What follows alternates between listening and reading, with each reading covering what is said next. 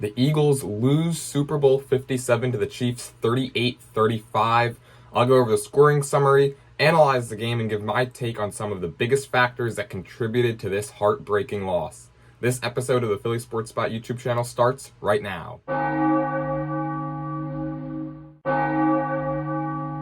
What's going on, everybody, and welcome into this edition of the Philly Sports Spot YouTube channel. I'm your host, Jordan Hirsch. And now, guys, before we get into this video, please make sure you like this video and subscribe to my channel with notifications turned on so you never miss another upload. Make sure you guys are also following me on Instagram. The link will be in the description below. So the Eagles lose an absolute heartbreaker on Sunday to the Kansas City Chiefs. Again, 38-35, your final. There's a lot to get to in this episode. I'm going to break down a lot of things here, a lot of big things that contributed to this loss, a lot of little things that contributed to this loss. But first, I want to get it started with the scoring summary, and there is a lot to get to here. Eagles put up 35 points. It's the most ever in a Super Bowl losing effort.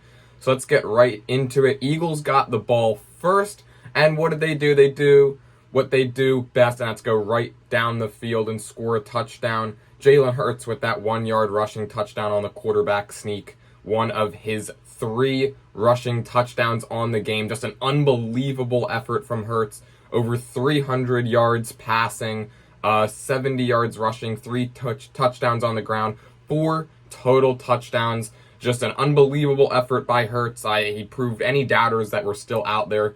He proved all of them wrong in this game. This game is in no way on Jalen Hurts whatsoever. So Eagles go up 7-0, kick the ball back to Kansas City, and what does Kansas City do? They go right down the field and score a touchdown. 6-play, 75-yard drive capped off by an 18-yard pass to Travis Kelce there in the end zone. Eagles cannot stop Travis Kelce early. He had a few big plays on that drive, including that 18-yard touchdown pass in which he was wide open. Marcus Epps late to get over onto Kelce, and Kelce was able to slip right by him and into the end zone. So that ties the game up 7-7. It sets the tone for what definitely looked like and ended up being an extremely high-scoring shootout affair in this Super Bowl. It remained that score 7-7 going into the second quarter, and on the first play of the second quarter, Jalen Hurts hits A.J. Brown on a deep ball, 45-yard passing touchdown in a double coverage to A.J. Brown. The Eagles, of course, the best second quarter team they've been in the NFL this entire season. They were plus like 116 or whatever in the second quarter coming into this game. And they strike on the first play for 5-play, 68-yard drive capped off by that A.J. Brown touchdown. What an electrifying way to start the second quarter. Eagles would then force a stop on the ensuing Kansas City possession. Eagles get the ball back, and it's looking good until this is really the first instance, I think, in which the turf started wreaking havoc on this game. Eagles had it, I believe it was 2nd and 2, 2nd and 3, handed it off to Kenny Gainwell, who looked like he was going to be able to sneak in for a first down. Unfortunately, he slips 1 yard short of that first down, so it becomes 3rd and 1. Eagles line up in their QB sneak formation, but Isaac Seumalo with the flinch.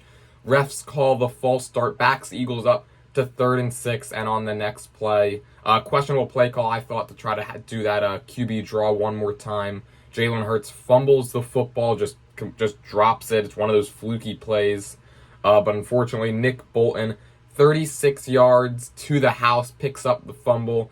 Nothing but green, slippery grass in front of him, and he's able to run it in. Ties the game 14-14. That was a drive that I really thought that if the Eagles were able to go down and score a touchdown, go up 21-7, that they would really set the tone and put their foot down on this game. But unfortunately, it goes the other way. Instead of scoring 7, they give up 7. We're now tied 14-14, but credit the Eagles, and especially Jalen Hurts and Shane Steichen, who I'm going to get into a little bit later. Eagles get the ball back, in the first play of that drive is the same type of QB draw. This time ran to the left side. Hurts picks up a first down on it. It's kind of calms everybody, I think. And what do the Eagles do on that drive? Go down right down the field. Took nearly half the quarter, a 7-minute, 19-second drive, 12-play, 75 yards, capped off by Hurts' second rushing touchdown of the game. Eagles go up 21-14, are able to force a stop on another big drive by Kansas City at the end of the half, get the ball back. Then here, this was the only time I really questioned Nick Sirianni's decision, is the Eagles had picked up, it were about 10 seconds left, clock was running, they had a timeout left. I believe they were like 17, 18 yards out at this point. And instead of calling timeout with 10 seconds on the clock, Nick Sirianni runs it down to 4 seconds and kicks the field goal to go up 24-14 at halftime. I thought maybe he would call the timeout immediately when the previous play had ended. Would have given the Eagles at least maybe a chance at the end zone, try to put up 7 points there. And if nothing was there, Hurts could just throw it away, and you end up kicking a field goal there anyways. Sirianni elects not to do that. He takes the points. Can't blame him too much for that, especially since I thought Nick and especially Shane Steichen, both offensive minds, coached a very good game in this one. So the Eagles go up 24-14 going into halftime, and things are looking good. Going into this game, Jalen Hurts is 19-1 when leading at halftime in his career. Eagles up 24-14, and if you had told me that the Birds would have a 10-point lead entering halftime, I definitely would have taken it. Not to mention that on that last Kansas City drive, it ended with Patrick Mahomes limping off after it had appeared that he re-aggravated that high ankle sprain that he suffered in the divisional round.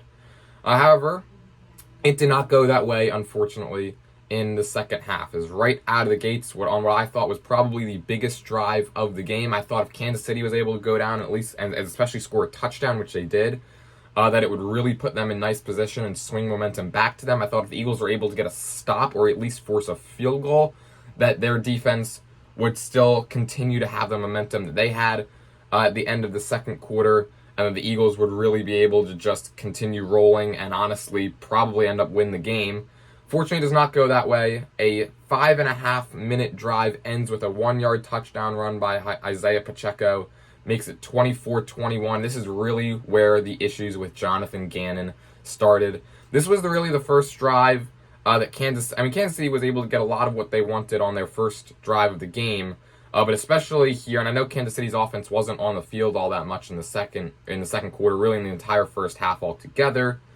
But Jonathan Gannon's defense just gets absolutely gashed. Mahomes picks it apart, 5.5-yard drive, makes it 24-21. Eagles get the ball back. They put together an extremely long 17-play. That's the longest drive in Super Bowl history.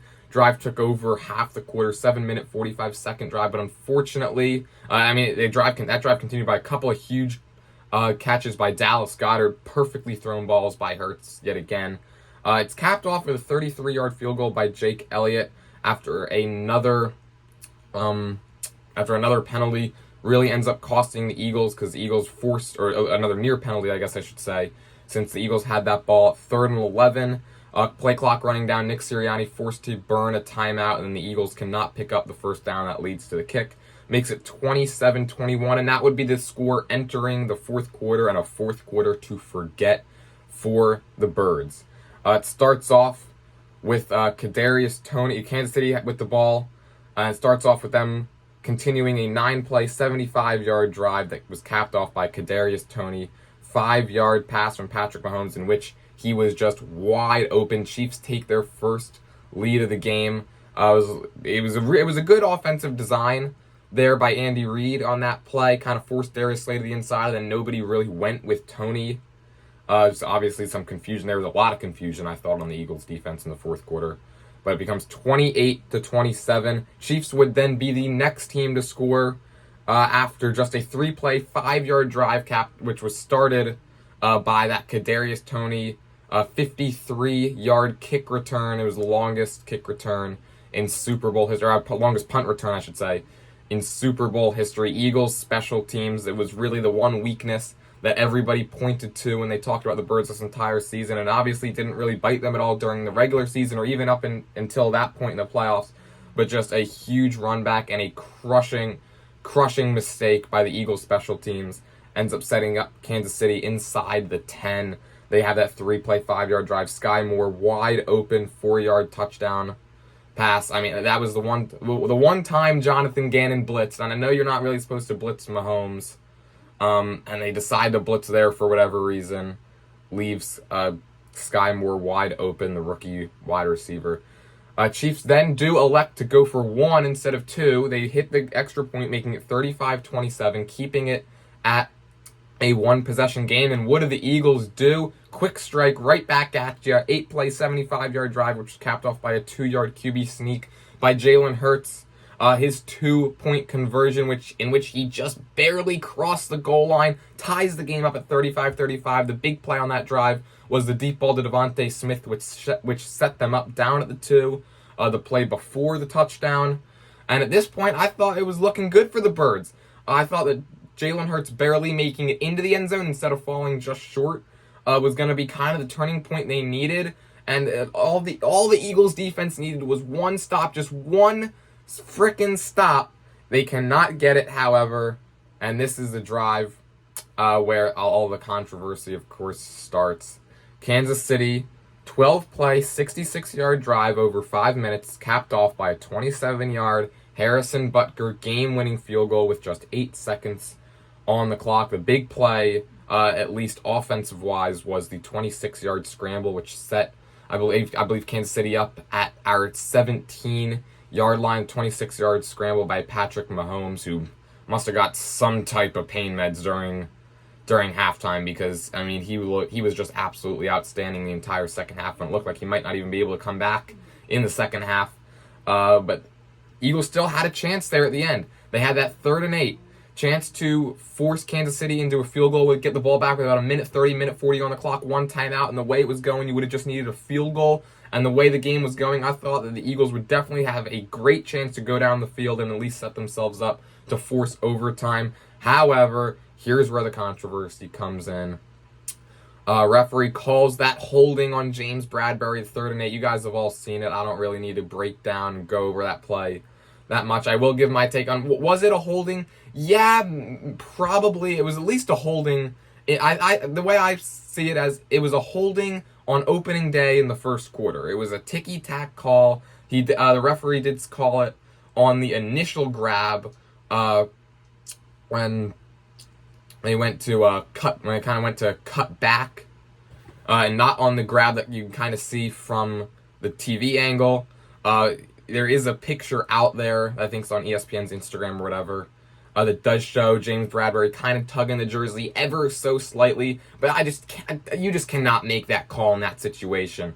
Fourth quarter, tie game, under 2 minutes to go in the Super Bowl, and you decide to throw the flag on what was a very ticky-tack call. The way I see it is, I mean, being an NFL referee, it's a lose-lose situation. If you do well, nobody cares, and if you suck, there's controversy like there is about this game.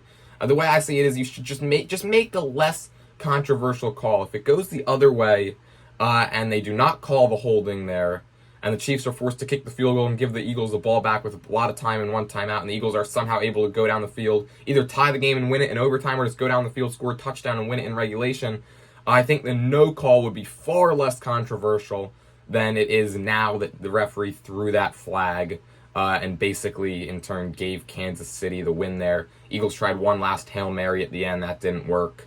And the Chiefs won it 38-35. Lot to get to here now in the breakdown. And first, let's start with the coaching. I put really none of this on Nick Sirianni or Shane Steichen. They had a great offensive game plan. I put this on Jonathan Gannon for the most part, and that slippery field. But first, let's start with Gannon, who earlier today, it was announced that he took him and the Arizona Cardinals are finalizing agreement for him to become their next head coach. Earlier in the day, Shane Steichen, it was also announced he will be the Indianapolis Colts head coach, so the Eagles are going to lose both their coordinators going into next season. But anyways, Jonathan Gannon, at least we won't have to deal with him anymore, at least as a part of our team. Cardinals do come to Philly next season, but that's a story for another day. Gannon, it came back to bite him again, just the inability to adjust. It's something that really hurt the Eagles earlier this season. It's something that Gannon was able to kind of fix, especially down the stretch of the regular season and in the first couple games of the playoffs. But it comes back to bite him in the worst spot, in worst case scenario here. Gannon just unable to adjust in the second half. Had no answers. Kansas City picked apart the Eagles' zone defense. Just obviously didn't have any big plays, which is how the Eagles' defense is set up. But Mahomes was able to continue to find open receivers for 5-10 yards, get some run after the catch there, and then obviously scrambling as well.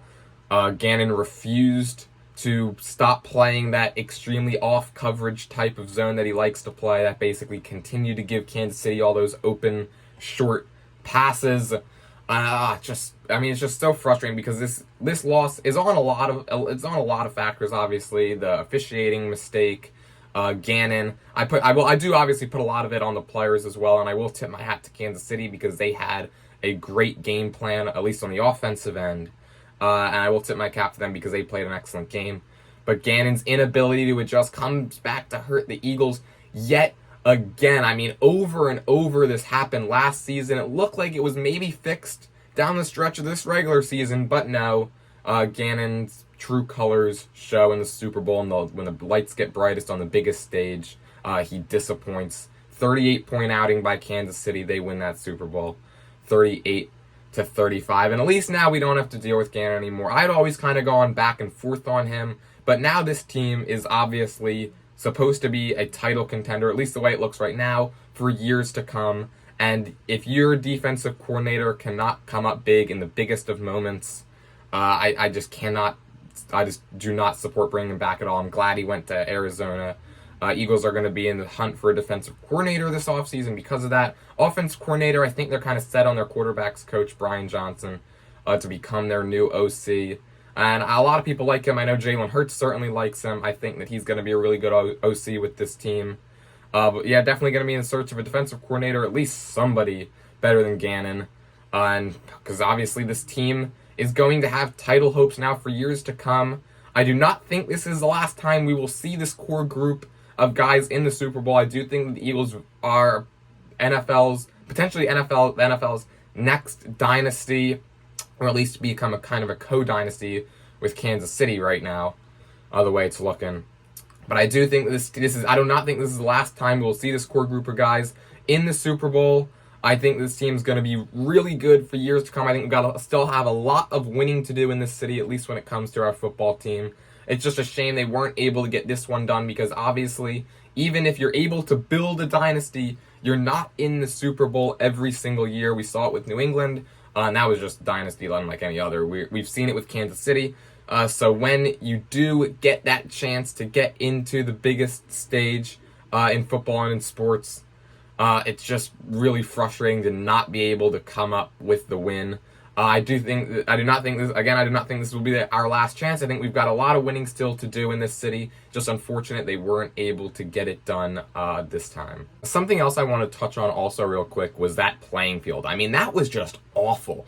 As the NFL, how can you possibly play the biggest game of the year, the Super Bowl, on what was described by one Eagle as like playing at a water park? I mean, both teams obviously did not like the field. Hassan Reddick called it the worst worst playing surface that he's ever played on. I mean, guys were slipping all over the place, and originally I thought it was just because the field was kind of painted too much where they did the Super Bowl logos, because obviously it was kind of really those bright colors, those bright Arizona-ish colors. I thought they kind of just overpainted it, and guys were slipping there. But as the game went on, I mean, you could see players on both teams were slipping all over the place, all over the field, where it was painted, where it wasn't painted, wherever. I mean, it was fortunate that nobody really got hurt because of that. As the NFL, though, I cannot see how you can continue to use that field in Arizona. I don't understand how you can play on that field in the Super Bowl. I mean, come on. I think that was really the main reason why the two top sack teams in the league going into this game, Eagles with 70, Chiefs with 55, they were able to combine for one total sack, and it wasn't even really a sack because it was one where kind of Kansas City just forced Jalen Hurts to run out of bounds behind the line of scrimmage, which counts as a sack. But neither quarterback ended up on the ground. And these were the top two sack teams in the league, and I think part of that is because the defensive line, obviously when the defensive line starts, they kind of have to push off to get going, and I think part of that, and you can't really push off as well on slippery field. Meanwhile, offensive linemen are kind of already set standing up, so they kind of have the advantage when it comes to playing on a turf and a field like that. I think that was the reason why the Eagles weren't able to get to Mahomes at all. I think it's also part of the reason why Kansas City was able to open up big running lanes for Pacheco throughout the entire game, is just because the Eagles' defensive line wasn't able to get started just as quick as they're used to and as quick as they normally do. And I think, obviously both teams had to play on the field. I don't think the turf really contributed over to the overall outcome, since obviously both teams had to contend with it. But I think that this game definitely could have gone differently if they played on regular grass that did not feel like a slip and slide. But alright, that is going to wrap things up for this edition of the Philly Sports Spot YouTube channel. Again, make sure you guys like this video and subscribe to my channel with notifications turned on so you never miss another upload. Make sure you guys are also following me on Instagram. The link will be down in the description below. Or you can just look me up. It's at Philly Sports Spot. That's PhillysSport. And until next time, guys, let's go Sixers. We still got a good basketball team in the city. Flyers still kind of hanging around in that playoff race. And Phillies spring training games start in just 11 days. So go Phils as well. I think we still got a lot to look forward to in this city.